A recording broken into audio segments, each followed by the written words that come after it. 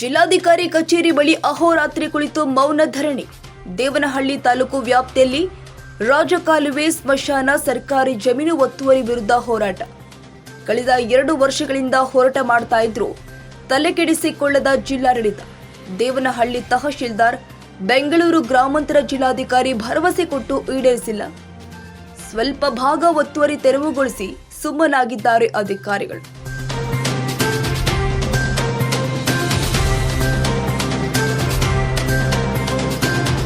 ಅನೇಕ ಸಲ ಕಾಲಾವಕಾಶ ನೀಡಿ ಸುಮ್ಮನಾದ ಅಧಿಕಾರಿಗಳ ವಿರುದ್ಧ ಮೌನ ಧರಣಿ. ದೇವನಹಳ್ಳಿಯ ಭಾರತೀಯ ಕಿಸಾನ್ ಸಂಘದ ಕಾರ್ಯಕರ್ತರಿಂದ ಅಹೋರಾತ್ರಿ ಧರಣಿ. ದೇವನಹಳ್ಳಿ ಶಶಿಧರ್ ಮತ್ತು ಶಿವಕುಮಾರ್ ಆರಾಧ್ಯರಿಂದ ಅಹೋರಾತ್ರಿ ಧರಣಿ. ಕುರುಬರಹಳ್ಳಿಯ 1 ಕಿಲೋಮೀಟರ್ ಅಧಿಕ ರಾಜಕಾಲುವೆ ಒತ್ತುವರಿ. ಬಿದಲಪುರ ಗ್ರಾಮದ ಹದ್ದೂಗಿಡದ ಹಳ್ಳ.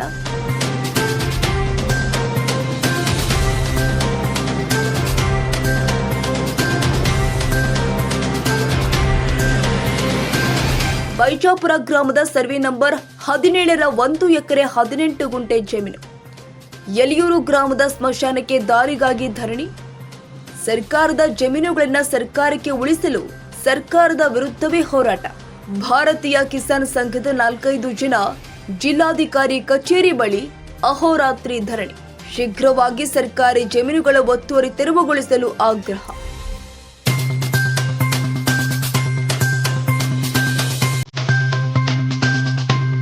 ಅಸೆಂಟ್ ಪದವಿ ಪೂರ್ವ ಕಾಲೇಜು 2024-25ನೇ ಸಾಲಿನ ಪ್ರವೇಶಾತಿ ಪ್ರಾರಂಭವಾಗಿದೆ. ನಮ್ಮ ಕಾಲೇಜಿನ ವಿದ್ಯಾರ್ಥಿ ರಾಜ್ಯಕ್ಕೆ 6ನೇ ರ್ಯಾಂಕ್ ಪಡೆದಿದ್ದು, ನಮ್ಮಲ್ಲಿ ಪ್ರಥಮ ಪಿಯುಸಿ ಮತ್ತು ದ್ವಿತೀಯ ಪಿಯುಸಿ ಇದ್ದು, PCMB, PCMCS, CEBA, SEBA, PUC, JEE mains advanced, PUC, NEET, PUC, CET ಕೋರ್ಸ್ಗಳು ಇದ್ದು ಪ್ರವೇಶಾತಿ ಪ್ರಾರಂಭವಾಗಿದೆ.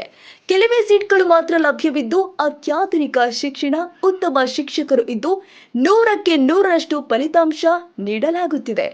ಕಾಲೇಜಿನ ಸಾಂಸ್ಕೃತಿಕ ಚಟುವಟಿಕೆಗೆ ದೊಡ್ಡದಾದ ಹಾಲ್ ಕೂಡ ಇದೆ.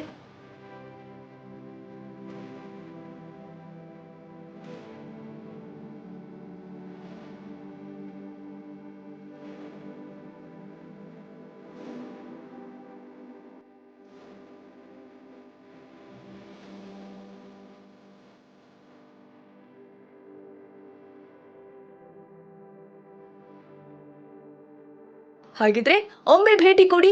ಅಸೆಂಟ್ ಪದವಿ ಪೂರ್ವ ಕಾಲೇಜು, ಹೆಸರುಘಟ್ಟ ಮುಖ್ಯ ರಸ್ತೆ, 8ನೇ ಮೈಲಿ ಹತ್ತಿರ, ಬೆಂಗಳೂರು 570073. ಹೆಚ್ಚಿನ ಮಾಹಿತಿಗಾಗಿ ಸಂಪರ್ಕಿಸಿ 7795141608 ಹಾಗೂ 8050495666 ಹಾಗೂ 8050495777.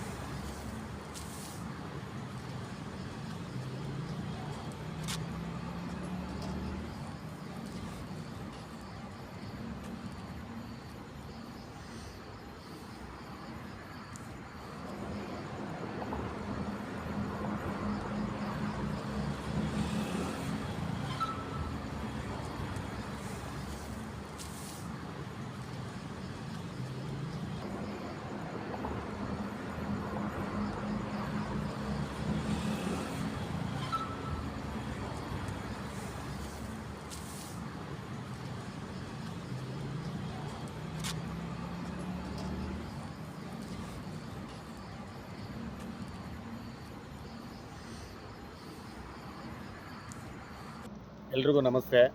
ಅದರಲ್ಲೂ ವಿಶೇಷವಾಗಿ ಭಾರತೀಯ ಕಿಸಾನ್ ಸಂಘದ ಎಲ್ಲ ಸರ್ವ ಸದಸ್ಯರುಗಳಿಗೂ ಸಹ ನಮಸ್ತೆ. ಏನಿವತ್ತು ಭಾರತೀಯ ಕಿಸಾನ್ ಸಂಘ ದೇವನಹಳ್ಳಿ ತಾಲೂಕು, ಅಲ್ಲಿಂದ ನಾವೇನು ಪದಾಧಿಕಾರಿಗಳು ಅಂದರೆ ರೈತರು ಇವತ್ತು ಜಿಲ್ಲಾ ಆಡಳಿತ ಭವನದ ಮುಂದೆ ಕೂತಿದ್ದೀವಿ. ಏನಪ್ಪ ಅಂದರೆ ಸರ್ಕಾರದ ಆದೇಶ ಈಗ ಏನು ನಡೀತಾ ಇದೆ, ಕಾಂಗ್ರೆಸ್ ಸರ್ಕಾರ ಇದೆ, ಅದರಲ್ಲೂ ಕಂದಾಯ ಸಚಿವರು ಕೃಷ್ಣ ಬೈರೇಗೌಡರು ಸರ್ಕಾರಿ ಜಾಗಗಳು ಅದು ಎಂಥ ವ್ಯಕ್ತಿಗಳೇ ಆಗಿರಲಿ, ಯಾರೇ ಒತ್ತುವರಿ ಮಾಡಿರಲಿ, ಸೂಕ್ತ ಕ್ರಮ ಜರುಗಿಸಿ ಆ ಜಾಗವನ್ನು ತೆರವು ಮಾಡಿ ಸರ್ಕಾರಿ ಜಾಗಗಳನ್ನು ಉಳಿಸಿ ಅಂತೇಳಿ ಸರ್ಕಾರ ಆದೇಶ ಮಾಡಿದೆ. ಆ ಆದೇಶದಂತೆ ಜಿಲ್ಲಾಧಿಕಾರಿಗಳು ಮತ್ತು ತಾಲೂಕಿನ ದಂಡಾಧಿಕಾರಿಗಳು ಆಯಾಯ ತಾಲೂಕಲ್ಲಿ ಸುತ್ತೋಲೆಗಳನ್ನು ಹೊರಡಿಸಿದ್ದಾರೆ. ಏನಂತ, ಸರ್ಕಾರಿ ಜಾಗಗಳು ಯಾರೇ ಒತ್ತುವರಿ ಮಾಡಿರಲಿ, ಅದು ಯಾರೇ ಆಗಿದ್ದರೂ ಸರಿ, ಸಾರ್ವಜನಿಕರು ಮುಕ್ತವಾಗಿ ಬಂದು ಅರ್ಜಿಗಳನ್ನು ಕೊಡಿ ಅಂತೇಳಿ ಸುತ್ತೋಲೆಗಳನ್ನು ತಾಲೂಕು ಕಚೇರಿಗಳಲ್ಲಿ, ಜಿಲ್ಲಾ ಕಚೇರಿಗಳಲ್ಲಿ ನೋಟಿಸ್ ಬೋರ್ಡಲ್ಲಿ ಮೆತ್ತಿದ್ದಾರೆ. ಮತ್ತು ಆ ಒಂದು ಕಾಪಿಯನ್ನು ನಾವು ತೊಗೊಂಡಿದ್ದೀವಿ. ಅದರಲ್ಲಿ ನಾವು ರೈತ ಸಂಘಟನೆ ಭಾರತೀಯ ಕಿಸಾನ್ ಸಂಘ ಅದನ್ನು ನಾವು ಪಾಲನೆ ಮಾಡ್ತೀವಿ. ಅದಕ್ಕೂ ಮುಂಚೆ ನಾವು ಅರ್ಜಿಗಳಲ್ಲಿ ಕೊಟ್ಟಿದ್ವಿ ಸರ್ಕಾರಿ ಜಾಗಗಳನ್ನ ಉಳಿಸಿ ಅಂತ. ಹೇಗೂ ನಮಗೆ ಆದೇಶವೂ ಕೂಡ ಆಯ್ತಲ್ಲ, ಆನಂದ ಆಯಿತು. ಸರಿಸುಮಾರು 4 ವರ್ಷ ಆಗಿದೆ ಅರ್ಜಿಗಳು ಹಾಕಿ. ಬೈಚಾಪುರ ಶಶಿ ಆದರೆ 14 ವರ್ಷನೇ ಆಗೋಗಿದೆ. ಜೊತೆಯಲ್ಲಿ ಕುರುಬರುಕುಂಟೆ ಹುಡುಗರು ಅಧಿಕಾರಿಗಳು ಹೆಂಗೂ ಸುತ್ತೋಲೆ ಹೊಡೆಸಿದಾರಲ್ಲ ಅಂತೇಳಿ ನಂಬಿ ಅರ್ಜಿಗಳನ್ನು ಹಾಕಿದ್ದೀವಿ. ಆದರೆ ನಾವು ಹೋರಾಟಕ್ಕೆ ಇದೇ ಫಸ್ಟ್ ಅಲ್ಲ, ಇದಕ್ಕೂ ಮುಂಚೆ 4-5 ಬಾರಿ ಇದೇ ರೀತಿ ಅಹೋರಾತ್ರಿ ಧರಣಿ ಮಾಡಿದ್ದೀವಿ. ಯಾಕೆಂದರೆ ನ್ಯಾಯ ಸಿಗದೇ ಇದ್ದಕ್ಕೆ ಬಂದಾಗೆಲ್ಲ ಅಧಿಕಾರಿಗಳು ಮೀಟಿಂಗ್ ಮಾಡಿ ನಮ್ಮನ್ನು ಕನ್ವಿನ್ಸ್ ಮಾಡಿ, ನಮ್ಮನ್ನು ಮಾತನಾಡಿ ನಿಮಗೆ ನ್ಯಾಯ ಕೊಡ್ತೀವಿ 10 ದಿನ 20 ದಿನ 1 ತಿಂಗಳು ಎಲೆಕ್ಷನ್ನು ಕೌಂಟಿಂಗು ಅಂತ ಹೇಳಿಕೊಂಡು ಇಲ್ಲಿವರೆಗೂ ನಮ್ದು ಯಾವುದೂ ನ್ಯಾಯ ಸಿಕ್ಕಿಲ್ಲ. ಒತ್ತುವರಿ ಮಾಡಿರೋರು ರಾಜಾರೋಷವಾಗಿ ಓಡಾಡ್ತಾ ಇದ್ದಾರೆ, ರಾಜಾರೋಷವಾಗಿ ಅಲ್ಲಿದ್ದಾರೆ. ಆದರೆ ನ್ಯಾಯಕ್ಕಾಗಿ ಅರ್ಜಿ ಹಾಕಿರೋರು ನಾವು ಇವತ್ತು ಸೊಳ್ಳೆಗಳ ಕೈಲಿ ಕಚ್ಚಿಸ್ಕೊಂಡು ಜಿಲ್ಲಾ ಭವನದ ಮುಂದೆ ಬಂದು ಕೂತ್ಕೊಳ್ಳೋ ಪರಿಸ್ಥಿತಿಗೆ ನಾವು ಬಂದಿದ್ದೀವಿ. ದಯಮಾಡಿ ಇವತ್ತು ನಮ್ಮ ಹೋರಾಟ ಏನಪ್ಪ ಅಂದರೆ ನ್ಯಾಯಕ್ಕಾಗಿ. ಹಾಗಾಗಿ ಅವರು ಹೊಡಿಸಿರುವಂಥ ಸುತ್ತೋಲೆಗಳನ್ನು ಅವ್ರನ್ನೇ ಪಾಲನೆ ಮಾಡ್ತಾ ಇಲ್ಲ. ಮತ್ತು ಅಲ್ಲಿ RAVIDT ಅವ್ರು ಹೇಳೋದೇನಪ್ಪ ಅಂದರೆ, ನಮಗೆ ಮೇಲಾಧಿಕಾರಿಗಳು ಸೂಕ್ತ ಆದೇಶದ ಕಾಪಿ ಕೊಟ್ಟರೆ ತತ್ಕ್ಷಣದಲ್ಲಿ ನಾವು ತೆರವು ಮಾಡ್ತೀವಿ, ಅದನ್ನು ಡಮಾಲಿಷ್ ಮಾಡ್ತೀವಿ, ಅಂದರೆ ಹೊಡೆದಾಕ್ತೀವಿ, ಒತ್ತುವರಿಯನ್ನು ತೆರವು ಮಾಡ್ತೀವಿ ಅಂತ ಅವರು ಅಳಲನ್ನು ತೋಡ್ಕೊಳ್ತಾ ಇದ್ದಾರೆ. ಅವ್ರಿಗೆ ಫ್ರೀಡಮ್ ಇಲ್ಲ, ಅಂದರೆ ಅವ್ರಿಗೆ ಯಾವುದೇ ಆದೇಶ ಕಾಪಿ ಅವ್ರಿಗೆ ಸಿಗ್ತಾ ಇಲ್ಲ. ಎಲೆಕ್ಷನ್ದು ಯಾವುದೋ ಒಂದು ಕಾರಣ ಕೊಡ್ತಾರೆ. 4 ವರ್ಷದಿಂದ ಎಷ್ಟು ಎಲೆಕ್ಷನ್ಗಳಾಗೋಯಿತು, ರಾಜ್ಯ ಸರ್ಕಾರದ ಎಲೆಕ್ಷನ್ ಆಯಿತು, ಆ ಸಮಯದ ಏನೋ ಒಂದು ಕಾರಣ ಕೊಟ್ಟರು, ಕೌಂಟಿಂಗ್ ಆಗಬೇಕು ಅಂತ ಹೇಳಿದ್ರು, ಅದು ಆಗೋಯಿತು. ತದನಂತರ ಕೇಂದ್ರ ಸರ್ಕಾರದ ಎಲೆಕ್ಷನ್ ಬಂತು, ಅದರದ್ದು ಬ್ಯುಸಿಯಲ್ಲಿ 1 ತಿಂಗಳು 1.5 ತಿಂಗಳು ಸಮಯ ವ್ಯರ್ಥ ಆಯಿತು. ತದನಂತರ ಈ ಕೌಂಟಿಂಗ್ ಬರ್ತಾ ಇದೆ ಅಂದರೆ ಒಂದು 10-15 ದಿನ ಬಿಟ್ಟು ಬನ್ನಿ ಅಂತ ಹೇಳ್ತಿದ್ದಾರೆ. ನಮಗೆ ನಂಬಿಕೆ ಹೊರಟೋಗಿದೆ. ಶುಭೋದಯ. ಬೆಳಗಿನ ಜಾವ 5:45 ಏನು ನಾವು ನ್ಯಾಯಕ್ಕಾಗಿ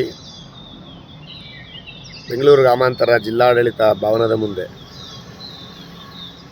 ಅಹೋರಾತ್ರಿ ಧರಣಿಯನ್ನು ಮಾಡಬೇಕು ಅಂತೇಳಿ ನಾವು ಕುಂತಿದ್ದೀವಿ. ನಿನ್ನೆ ಮಧ್ಯಾಹ್ನದಿಂದ ನಾವು ನ್ಯಾಯಕ್ಕಾಗಿ ಒದ್ದಾಡ್ತಾ ಇರೋವಂಥದ್ದು. ಜಿಲ್ಲಾಧಿಕಾರಿಗಳು 10ನೇ ತಾರೀಕುವರೆಗೂ ಸುಮ್ಮನೆ ಇದ್ಬಿಡಿ, ತದನಂತರ ನ್ಯಾಯ ಕೊಡ್ತೀವಿ ಅಂದರು. ಅಂದರೆ ಇದೇ ಥರ 5-6 ಬಾರಿ ಇಲ್ಲಿ ಬಂದು ನಾವು ಹೋರಾಟಕ್ಕೆ ಕೂತ್ಕೊಂಡೋಗ್ಲು ಇದೇ ಮಾತನ್ನು ಹೇಳಿ ಕಳಿಸಿದ್ರು. ಸರಿ ಸುಮಾರು 4 ವರ್ಷದಿಂದ ನಾವು ನೋಡಿ ಸಾಕಾಗಿ ನಮಗೆ ನ್ಯಾಯ ಸಿಗೋವರೆಗೂ ನಾವು ಜಿಲ್ಲಾ ಭವನದ ಮುಂದೆನೇ ಧರಣಿಯನ್ನು ಮಾಡ್ತೀವಿ, ನಾವು ನ್ಯಾಯ ಪಡಿತೀವಿ ಅಂತೇಳಿ ಹೋರಾಟಕ್ಕೆ ಕುಂತಿದ್ದೀವಿ. ಹಾಗಾಗಿ ಭಾರತೀಯ ಕಿಸಾನ್ ಸಂಘದ ಸರ್ವ ಸದಸ್ಯರಲ್ಲಿ ತಿಳಿಸೋದಿಷ್ಟೇ, ಈ ನ್ಯಾಯ ಸಿಗೋವರೆಗೂ ನಾವು ಇಲ್ಲಿಂದ ಕದ್ದೋದಿಲ್ಲ, ಜಿಲ್ಲಾ ಭವನದ ಮುಂದೆನೇ ಕುಂತಿರ್ತೀವಿ. ನ್ಯಾಯವನ್ನು ಪಡೆದೇ ತದನಂತರ ಮನೆಗೆ ಹೋಗ್ತೀವಿ ಅಂತೇಳಿ ಇಲ್ಲಿ ಹೋರಾಟಕ್ಕೆ ಕುಂತಿದ್ದೀವಿ. ಒಂದು ದಿನದ ರಾತ್ರಿಯನ್ನು ನಾವು ಇಲ್ಲಿ ಕಳೆದಿದ್ದೀವಿ ಜಿಲ್ಲಾ ಭವನದ ಮುಂದೆ. ಯಾಕೆಂದರೆ ಸಂವಿಧಾನವನ್ನು ಬರೆದಿರುವಂಥ ಬಾಬಾ ಸಾಹೇಬ್ ಅಂಬೇಡ್ಕರ್ ಅವರು ಬರೆದಿರುವಂಥ ಸಂವಿಧಾನವನ್ನು ನಂಬಿಕೊಂಡೇ ಇದ್ದರೆ ನ್ಯಾಯ ಸಿಗೋದಿಲ್ಲ. ಜೊತೆಯಲ್ಲಿ ಹೋರಾಟವೂ ಸಹ ತಾವು ಮಾಡಬೇಕು, ಹೋರಾಟವನ್ನು ಮಾಡೇ ನ್ಯಾಯವನ್ನು ಪಡಿಬೇಕು ಅಂತೇಳಿ ಹೇಳಿರೋದು ನಿಜ. ಹಾಗಾಗಿ ಸಂವಿಧಾನದ ಪ್ರಕಾರ, ಕಾನೂನು ಪ್ರಕಾರ ನಾವು ಅರ್ಜಿಗಳನ್ನು ಹಾಕಿದ್ದೀವಿ, ದಾಖಲೆಗಳನ್ನು ತೊಗೊಂಡಿದ್ದೀವಿ, ಸಂಬಂಧಪಟ್ಟ ದಾಖಲೆ ಎಲ್ಲರಿಗೂ ಕೊಟ್ಟಿದ್ದೀವಿ. ಎಲ್ಲವನ್ನು ಕೊಟ್ಟಾಗಲೂ ಸಹ ನೋಡಿದಾಗೆ ಕುಂತಿರುವಂತಹ ಅಧಿಕಾರಿ. ಹಾಗಾಗಿ ಇವತ್ತು ಹೋರಾಟದ ಮುಖಾಂತರ